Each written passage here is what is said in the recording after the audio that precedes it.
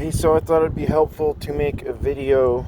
I should have done this when I was doing it, but it was kind of confusing. So I'm just making this to help anybody that is trying to connect together the component pieces, the tweeter and the speaker together.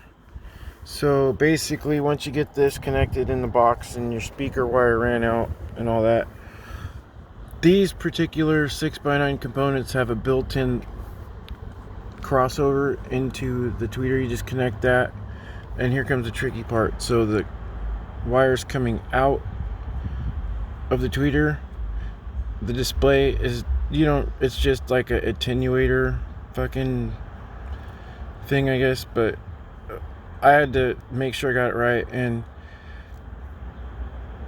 I watched a bunch of videos that weren't really helpful, so I did my research. You don't need this when you're hooking up to the amp. So I ran my speaker wires up to, there's little ends on these for the wires from the tweeter. I just had to cut them off, and I twisted this speaker output here together with the outs of this tweeter.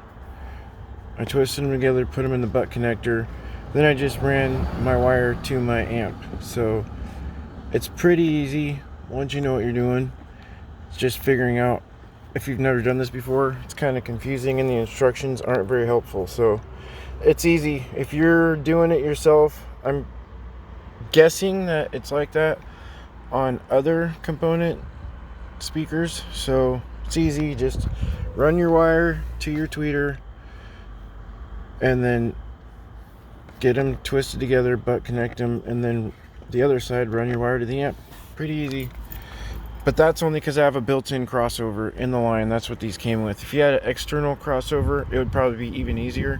But the thing is, I think they might even have these fucking display things right here. These display wires. I don't know what exactly they're for, except that you don't need them unless you're running it a certain way. But kind of confused on that, but I know for sure you don't need that to go into your amp. So there you go.